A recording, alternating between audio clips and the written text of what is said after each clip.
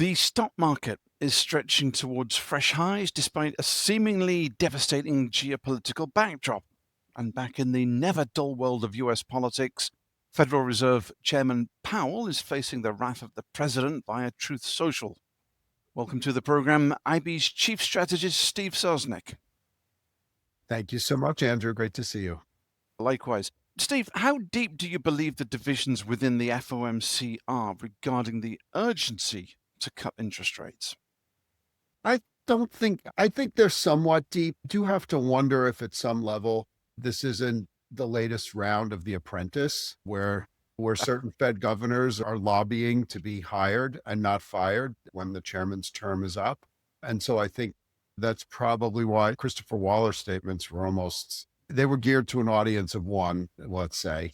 And Michelle Bowman has done basically an about face, which everybody's entitled to change their mind. Believe me, that's well within her prerogative.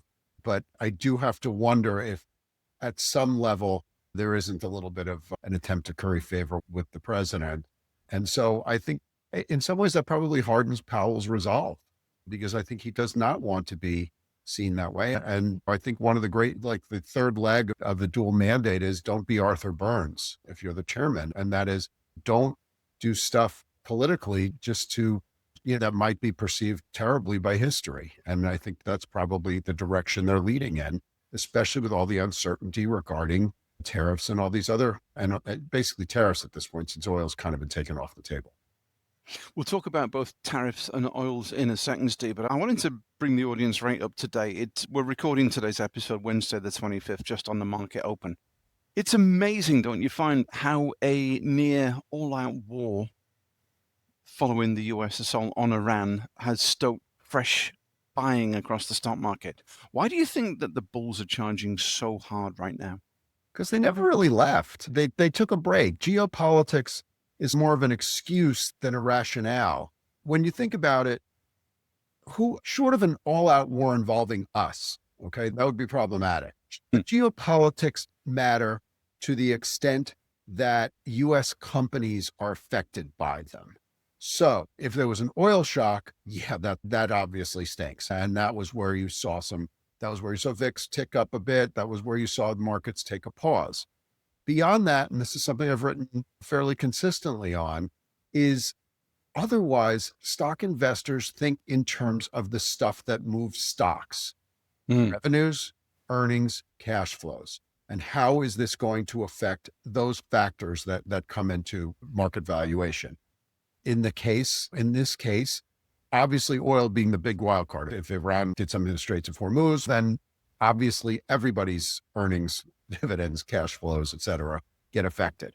Otherwise, Iran is not part of the global economy. It hasn't been for decades. Yes, they ship oil to Russia and China, but basically there are no multinational companies that one's able to trade that do, in an easy manner, that do business directly in Iran. And then Israel is a part of the world economy.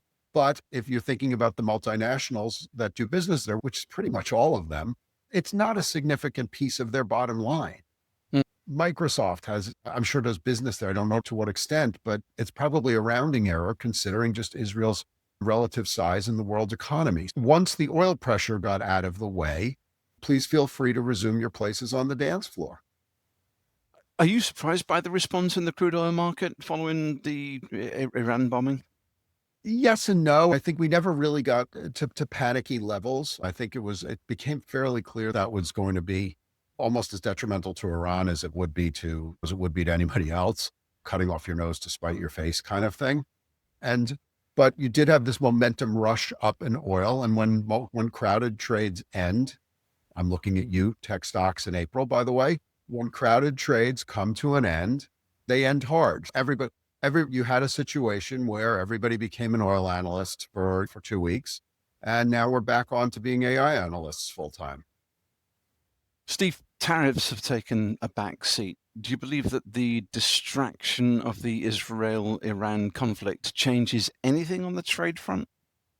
Not really. I think there are some political pundits who've said that the US involvement was as much a wag the dog thing to distract from tariffs, and the big, beautiful bill, which is actually polling at relatively homely levels. And so I don't know, but I think basically we can't lose sight of the tariffs. The market is basically fully baked in the notion that they will either be extended or just kept at 10% and 10 plus 30 for China. And this is what we'll live with. I don't think the market's ready for another surprise if it turns out that the deadlines do not get moved once again. But the market's pricing in moving goalposts. I'm not gonna use the term for one of my favorite Mexican snacks involving the type of trade that it is, but that's largely what's priced in. Either something's going to get resolved in about a week and a half, which seems unlikely, or the goalposts get moved again. And that there is some precedent for that. And that is where the market has led us. Having said everything in this episode, do you think we've now seen the back of the elevated volatility levels for 2025? Nope, absolutely not. I think think of the things we've just discussed. Okay, so we've moved the geopolitics out of it, but I think the market, again, has gotten very sanguine about the idea of rate cuts. Pretty much that's actually the norm too, right? The market's almost always pricing in more rate cuts than the Fed is willing to deliver. Just think about the beginning of 2024. Where are my 8 rate cuts? We got 4. So we're pricing in 2, maybe we get 2, maybe we get 1, maybe we actually get 0. A lot does have to do with the tariff structure. And realistically, the person in charge is a volatile guy.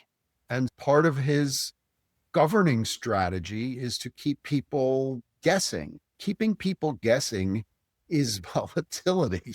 That's where it is. I think just as with anything else, buy the dips, I do think works in volatility as well, especially since it does tend to be a bit mean. It has some mean reverting characteristics, actually, even more so than stocks. You start to see it around 16, 17, which is where we've found a reasonable low. I'd rather be a buyer than a seller at those levels. Brilliant. Steve Sosnick, thank you for joining me. My pleasure, Andrew. Take care. And if you haven't already subscribed, remember to do so wherever you download your podcast from. The analysis in this material is provided for information only and is not and should not be construed as an offer to sell or the solicitation of an offer to buy any security. To the extent that this material discusses general market activity, industry, or sector trends, or other broad-based economic or political conditions, it should not be construed as research or investment advice. To the extent that it includes references to specific securities, commodities, currencies, or other instruments, those references do not constitute a recommendation by IBKR to buy, sell, or hold such investments. This material does not and is not intended to take into account the particular financial conditions, investment objectives, or requirements of individual customers. Before acting on this material, you should consider whether it is suitable for your particular circumstances and, as necessary, seek professional advice.